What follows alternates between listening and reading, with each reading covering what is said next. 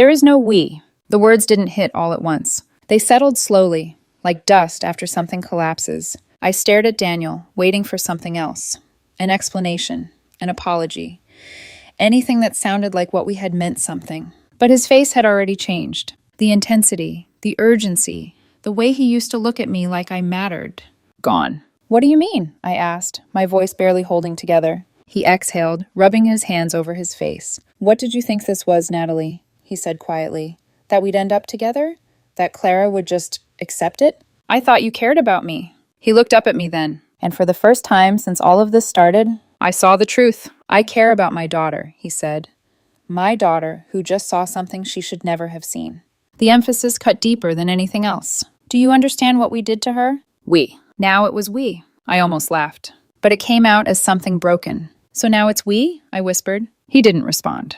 Just walked past me toward the door. You should go, he said. This is over. And just like that, it was. I drove back to my apartment in silence. The same streets, the same buildings, but everything felt different, like I was seeing my life from the outside for the first time. I didn't turn on the lights when I got home, just sat on the couch in the dark, waiting, because I knew what was coming. I just didn't know how fast it would hit. Monday morning. That's when it started. Clara filed for full custody. Emergency order. No hesitation. No discussion. By Tuesday, it was already moving through the system. Daniel didn't fight it. He didn't have anything to fight with. My phone rang that afternoon. Mom. I stared at the screen for a long time before answering. Hello? Her voice was already shaking. What did you do? I closed my eyes. Clara called me, she continued.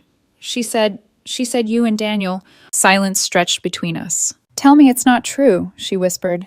Tell me you didn't sleep with your sister's boyfriend. I couldn't form the lie. And that was answer enough. There was a sound on the other end of the line, like something breaking. Oh my God, she breathed. How could you? Mom, A mistake? She snapped. You think this is a mistake? Tears blurred my vision. I didn't mean for it to. You had an affair with your sister's boyfriend while babysitting her child, she said, her voice rising. That's not a mistake. That's a betrayal.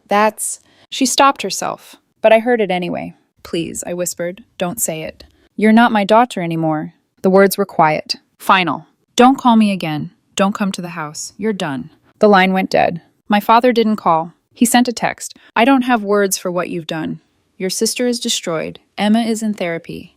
Do not contact this family again. My brother called that night. Not to understand. Not to listen. To make sure I understood exactly what I had done. I can't believe you, he said. Clara is my sister too. Emma is my niece. And you did this to them? For what? It wasn't about him, I said weakly. Then what was it about? He shot back. You being jealous? Wanting her life? I didn't answer. Because he was right. Well, congratulations, he said bitterly. You destroyed it. Then he hung up. It didn't stop there. It spread. The way things always do in places where everyone knows everyone. Clara told her friends. Her friends told others. Someone saw her crying in the grocery store. Someone asked why. And suddenly, it wasn't just a family matter anymore. It was a story. A scandal. A warning. My best friend Samantha sent me a message. I don't know who you are anymore. Don't contact me again. My cousin removed me from her wedding. Said she couldn't have someone like me standing beside her on the happiest day of her life. People I had known for years. Stopped answering. Stopped looking at me. Stopped pretending I existed. Work found out a week later. My manager called me into her office. She didn't sit down. We've received complaints from Finches, she said. Customers don't feel comfortable. My chest tightened. This is a family business, she continued. Family values matter here. I already knew. Before she said it, I'm going to have to let you go. Just like that. Gone. Within 2 weeks, I lost everything. My job, my friends, my family. And the worst part? I couldn't even pretend it was unfair. I tried to reach out to Clara. Calls, messages, letters. Everything came back. Blocked. Unopened. Eventually, her lawyer contacted me. A formal letter. Cold. Precise. Cease all attempts at communication. Emma's therapist advised no contact. My presence in her life was considered traumatic. That word stayed with me. Traumatic. That's what I had become. 6 months later, I saw Clara at a grocery store. I almost didn't recognize her at first. She looked thinner, sharper, stronger in a way that didn't look like healing, but survival. She saw me, turned immediately, started walking the other way. Clara, wait, please. She stopped. Slowly turned around. Her eyes met mine, and I felt it again. That same final distance. What do you want? She asked. I wanted to talk. About what? She said. About how you destroyed my life? Tears filled my eyes. I'm sorry. She let out a short, humorless laugh. You're sorry for yourself, she said, not for what you did. That's not true. Isn't it? She replied. You're sorry you got caught. Sorry your life fell apart, but you're not sorry for betraying me. I am, I whispered. I'm sorry for all of it. She studied me for a moment, then said something I will never forget. Do you know what Emma asked me last week? My chest tightened. She asked if I ever loved her, Clara continued, because if I did, how could I let someone hurt her like that? The words hit like a physical blow. She's 8 years old, Natalie, and she thinks I failed to protect her. I didn't mean to hurt her. You did, Clara said sharply. You and Daniel. You took my trust, my home, my daughter's sense of safety. She stepped closer. And for what? For him? I couldn't answer. Was it worth it?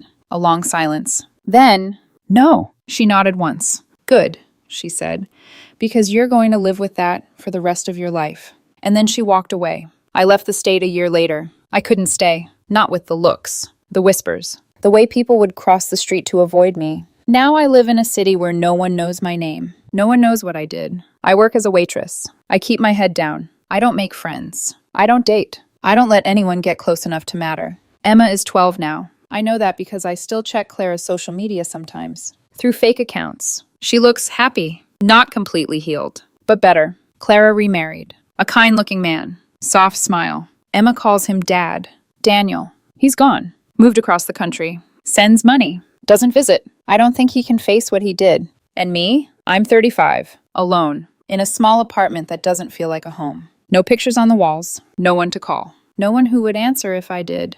People ask sometimes why I don't try to fix things. Why I don't reach out again. Why I just accept this life. But they don't understand. Some things don't get fixed. Some lines, once you cross them, they erase everything behind you. I had a sister, a niece, a family, and I traded all of it for 3 months of attention, for a feeling that didn't even last beyond the moment it was exposed. Emma will grow up, graduate, fall in love, build a life, and I won't be part of any of it. Not as her aunt, not as someone she remembers fondly, only as a story, a warning. The woman who betrayed her mother, the woman who broke her family. That's who I am. That's who I chose to be. And this empty, quiet life is exactly what that choice deserves. There are no second chances for this. No redemption arc. No version of the story where I make it right. Just me. And the knowledge that one night, one choice, changed everything. Forever. I left on a Wednesday. No goodbye. No explanation. Just a one-way ticket. And a number I had already decided I would never answer again. Seattle didn't feel like freedom at first. It felt like silence. The kind that presses in on you from all sides when you don't have anyone left who knows your name in a way that matters. I checked into a cheap hotel near the airport, slept for 12 hours straight. No dreams, no thoughts, just nothing. And when I woke up, there was this strange moment where I forgot what had happened, forgot why I was there, forgot who I used to be. It lasted maybe 5 seconds. Then it all came rushing back. And instead of breaking down, I got up. Because there was no one left to fall apart in front of. I had $31,000 to my name. No job, no contacts, no safety net, just a decision I couldn't take back. So I did the only thing I knew how to do. I worked. Year 1 wasn't about healing. It was about survival. I rented a tiny studio apartment. Bare walls, secondhand furniture, a window that looked out at another building just a little too close. Got a job in sales at a tech startup. $45,000 a year. Enough to exist. Not enough to breathe. I worked 50 hours a week. Learned everything I could about the industry. Digital marketing, SEO, analytics, ad funnels, conversion metrics. Words that meant nothing to me at first, and then slowly became the language I rebuilt my life in. At night, I studied. Weekends, I practiced. And somewhere along the way, I stopped thinking about Ohio. Not because I had healed, but because I had replaced the space it occupied. 6 months in, I started freelancing. Small projects. $500 here, $1,000 there. Nothing impressive, but it was mine. Something I built. Something no one could take from me. 1 year in, I quit my job. It wasn't a dramatic decision. No big speech. No moment of triumph. Just quiet math. Income matched expenses. Barely, but enough. And for the first time since everything fell apart, I felt something close to control. Year 2 was different. Faster. Sharper. I stopped surviving. Started building. I hired my first contractor, a graphic designer who worked remotely and didn't ask questions. I bundled services, marketing strategy, Content, ads, branding.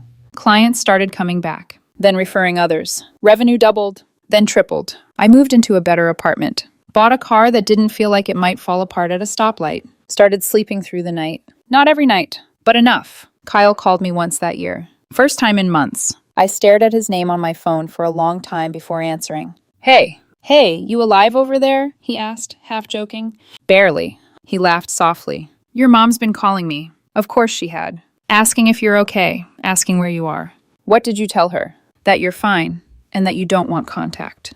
Good. There was a pause. Then, your sister and Daniel are engaged. I leaned back in my chair, stared at the ceiling. Okay. She wants you to know, wants you to come to the wedding. A beat. Then I said it without hesitation. Not a chance. Yeah, figured. He didn't push. That's why he was still in my life. Year 3. That's when it became real. I hired 2 full-time employees, an account manager, a content writer, leased a small office, put my name on the door, not because I needed to, but because I wanted proof that I existed outside of what they did to me. Revenue hit $800,000 that year. I paid myself 6 figures for the first time. Sat in my office one night after everyone left and just stared at the numbers. Not because I cared about the money, but because of what it represented.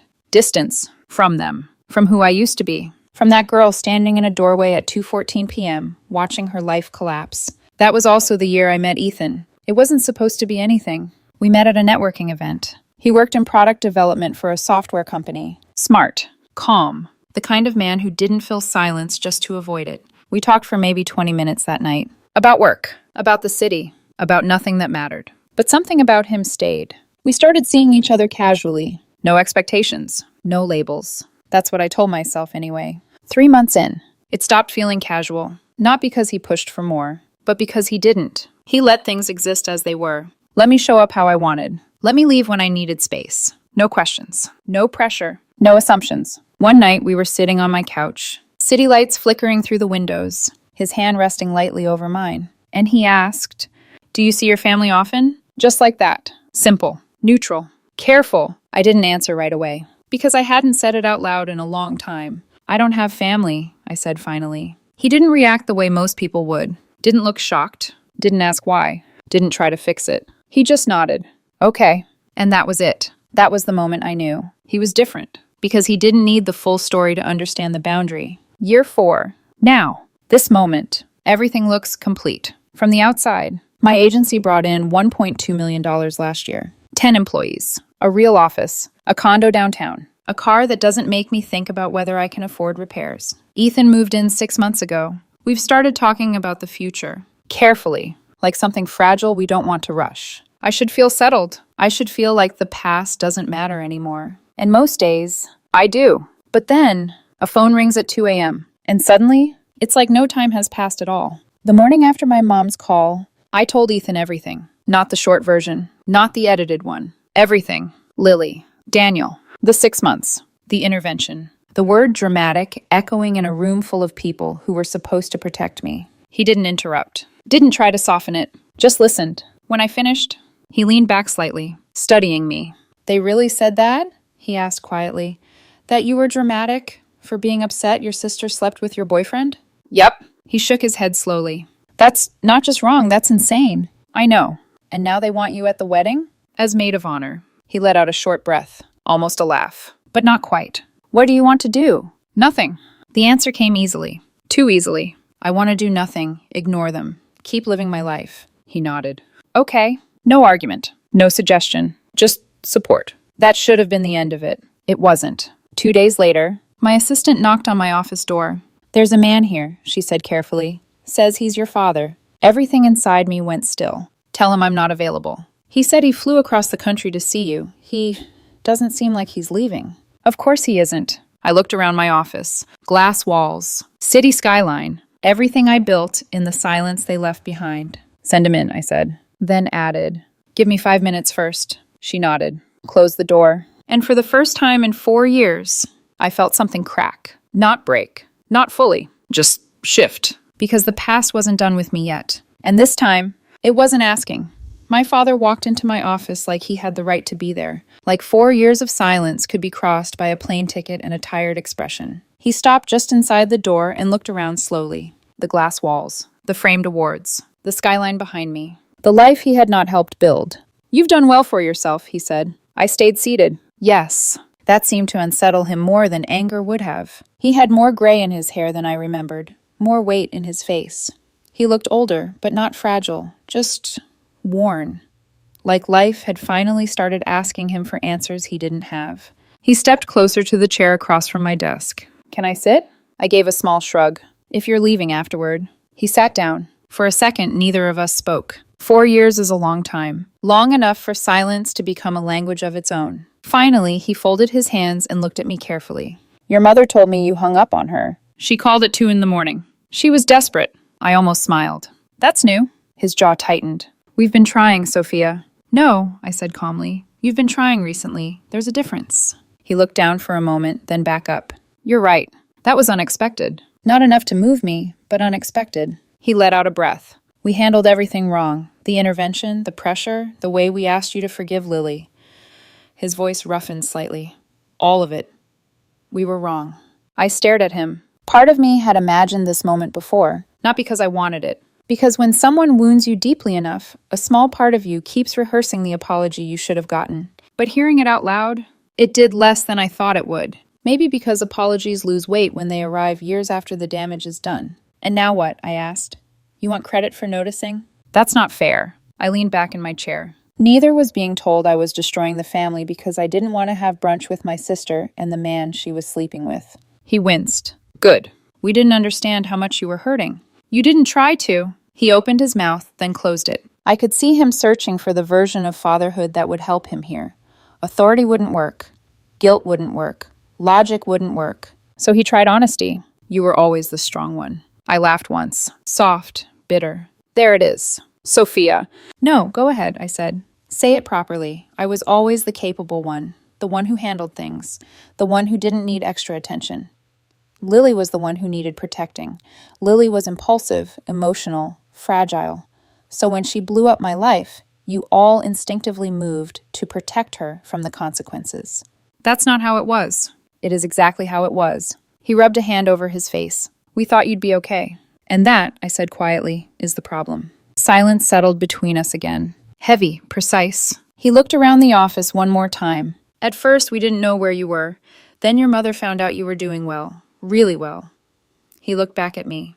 "I'm proud of you." 4 years too late. He flinched. I didn't feel bad about it. Not even a little. "You don't get to show up now," I continued. "Look at what I built without you, and act like pride is some kind of offering." "It's not an offering." "Then what is it?" He hesitated, and there it was. "The real reason. Your sister wants you at the wedding." Of course. Of course, that was where this was heading. I looked out at the city for a second because if I looked at him immediately, I might actually laugh in his face. When I turned back, my voice was calm. "I'm not coming. She wants a chance to apologize. She had 4 years. She's ashamed." "She should be." He swallowed. "Daniel is ashamed too." That name still did something unpleasant inside me. Not pain anymore. Not exactly. More like the faint ache of an old fracture in bad weather. "I don't care." They both know what they did was wrong. They knew it was wrong when they were doing it. "Sophia?" "No." I held up a hand. "Don't do that thing where you soften the truth because time has passed. Don't tell me they were confused. Don't tell me love is messy. Don't tell me people make mistakes. 6 months is not confusion.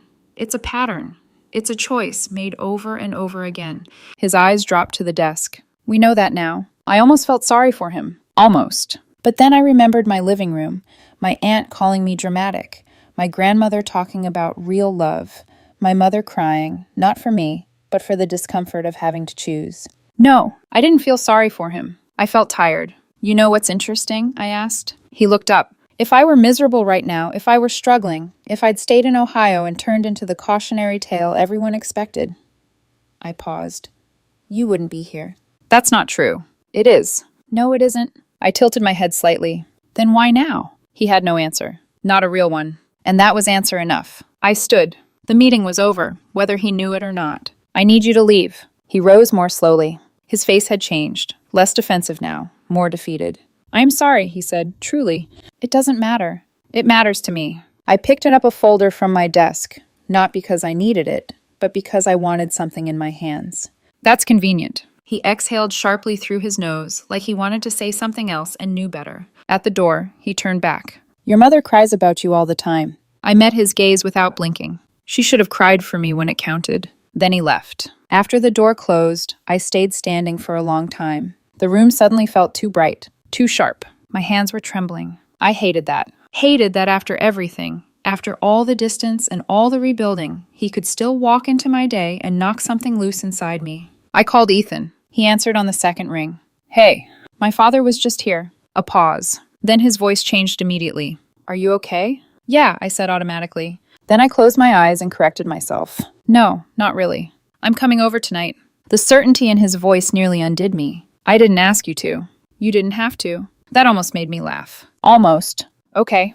Do you want to tell me what happened? So I did. Not all of it. Not yet. Just enough. He listened the same way he always did, without interrupting, without trying to steer me toward forgiveness, like it was the only noble ending available to women who survive betrayal. By the time we hung up, the shaking in my hands had slowed. Not because I felt better, because I felt less alone in feeling bad. That matters more than people think. The email came that weekend. From Lily. Subject line, I'm sorry. I stared at it for nearly a full minute before opening it. Then I read. And read it again. She told me Dad had seen me. Told me he described my office, my sexist, the life I'd built. She said she was glad I was doing well.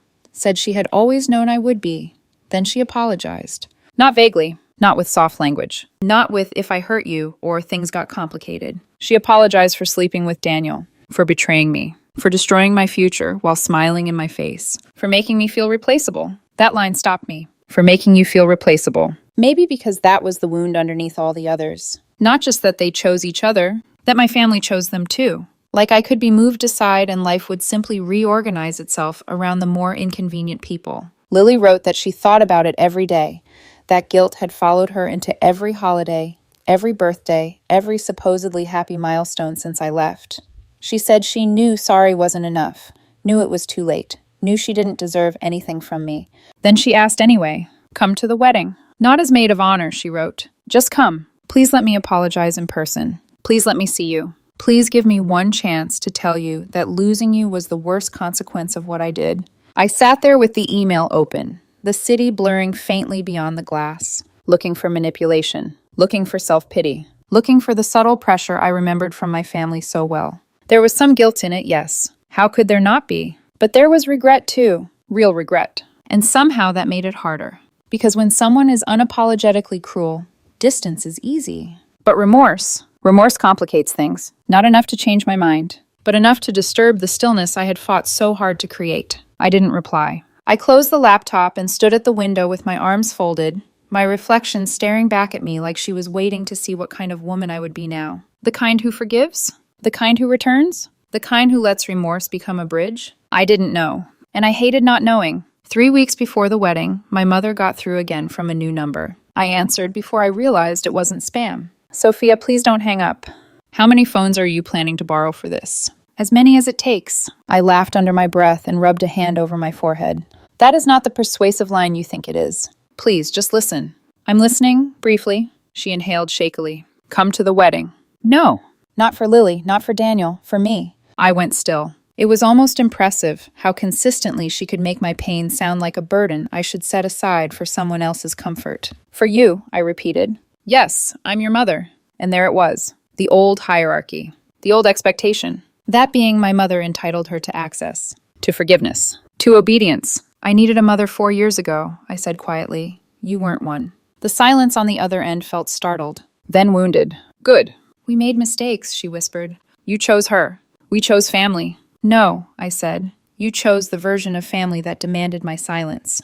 That's not fair. I closed my eyes. Neither was any of it. Her breathing grew uneven, like she might cry. Once, that would have destroyed me. Now it just made me tired. We love you, she said. You loved Lily more. That's not true.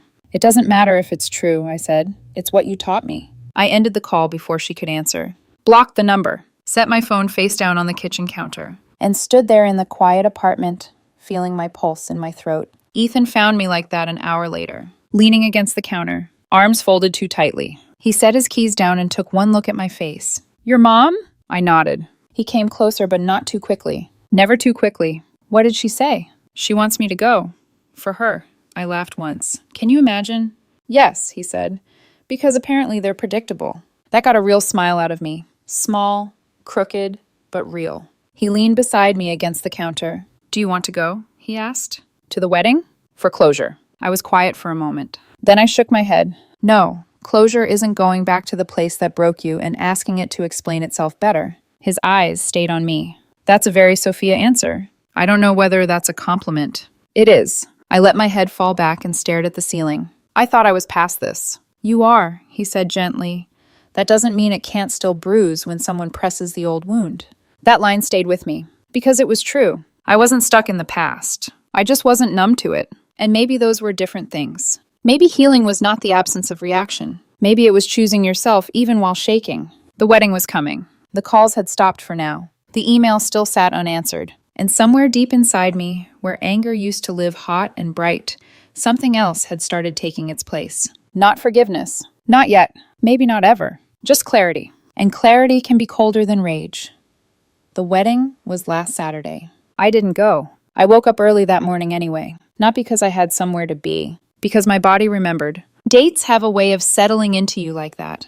Quietly, persistently, until they feel like something you're supposed to prepare for. Even when you're not going. Ethan was still asleep beside me. One arm draped across my waist, steady, grounding. For a moment, I just lay there, staring at the ceiling, thinking about nothing, thinking about everything. Somewhere across the country, my sister was putting on a white dress. Somewhere, my parents were getting ready, fixing ties, adjusting flowers, smiling for pictures, acting like a family. And for the first time in 4 years, I didn't feel replaced. I felt removed. By choice. I slipped out of bed quietly and walked to the window. Seattle was gray that morning. Clouds low, streets damp from a night of rain. The city looked exactly the way I liked it. Honest, unapologetic, unconcerned with looking beautiful for anyone else. "Hey," Ethan's voice came from behind me. Soft, still half asleep. "You're up early." Couldn't sleep. He sat up, rubbing a hand through his hair, then looked at me more carefully. "Today's the day." Not a question. I nodded. He didn't say anything else right away. Just watched me, waiting, giving me space to decide what this day meant. I thought I'd feel something bigger, I admitted. Like what? I don't know. Anger, sadness, something dramatic. He smiled faintly at that word. Instead, I shrugged. It just feels like a day. He stood and walked over slowly, stopping a step behind me. "Do you want it to feel like more?" I thought about that. Really thought about it. Because for a long time, I believed pain had to be loud to be real. That closure had to come with tears. That healing had to look like forgiveness. But standing there, looking out at the city I chose, I realized something simpler. "No," I said. "I think this is enough." We spent the day outside, not intentionally avoiding anything. Just living. We went hiking a few hours outside the city. The air was cold, sharp enough to make breathing feel like something you had to pay attention to. The trail was quiet. No crowds. No noise. Just the sound of our steps and the occasional rustle of wind through the trees. At one point, Ethan reached for my hand. Not tightly. Not like he was trying to hold me in place. Just there. And I let him. We didn't talk about the wedding. Not once. Not during the drive. Not on the trail. Not over dinner later that night. And it wasn't avoidance. It was choice. Back home, I checked my phone out of habit. A few messages. Work emails. Nothing important. Then one from Kyle. Saw pictures. Looked like a nice wedding. Your mom cried the whole time. I stared at the screen for a second, then typed back. That's not my responsibility. He replied almost immediately. I know, just thought you'd want to know. I didn't, but I understood why he said it. People like to believe information changes things, that if you just know enough, you'll feel differently. I set my phone down and leaned back against the couch. Ethan glanced over from the kitchen. Everything okay? Yeah, I said. And this time, it wasn't automatic. It was true. Monday morning came like any other. Emails, meetings, deadlines. I sat in my office, looking out at the same skyline that had watched me rebuild myself piece by piece. 4 years ago, I left because I had nothing left to hold on to. Today, I stay because I have everything I need. My family thinks I became the one who got away. Like I slipped through their fingers and turned into something they can't quite reach anymore. But that's not what happened. I didn't get away. I was driven away. By a choice. Their choice. They chose my sister's comfort over my pain. They chose convenience over truth. They chose a version of family that only works when one person stays quiet. And when I refused, they called me dramatic. I used to think that word meant I was wrong. Too emotional. Too sensitive. Too unwilling to let things go. Now I understand something different. Being dramatic just meant I refused to pretend something didn't hurt when it did. There's a difference between being over something and being past it. Being over it means you forgive. You let it go. You make peace with what happened. Maybe even let people back in. Being past it? That's something else. That's building a life where what happened no longer gets to decide who you are. It doesn't mean the past disappears. It means it stops having power. I'm not over what my sister did, what my family did. I don't forgive it. Maybe I never will. But I am past it. Completely. They can have their weddings, their holidays, their version of togetherness built on selective memory and convenient forgiveness. They can keep all of it. I have something better. I have a life I chose, a life I built, a life where I am not second to anyone, not overlooked, not expected to endure betrayal quietly so other people don't feel uncomfortable. I have Ethan, who doesn't ask me to shrink my boundaries to make room for other people's guilt, who doesn't confuse forgiveness with obligation, who stands beside me, not in front of me, not instead of me. I have my work, my team, my independence, my space, my peace. And maybe that's the part they don't understand. This wasn't revenge. I didn't build this life to prove them wrong. I built it because they showed me exactly what I could never accept again. I wanted to be chosen, to be defended, to be valued without question. They couldn't give me that. So I gave it to myself. And now that I have it, I'm not giving it back. Not for apologies. Not for guilt. Not for a version of family that only remembers me when it's convenient. This is my life, my terms, my peace. And it's enough.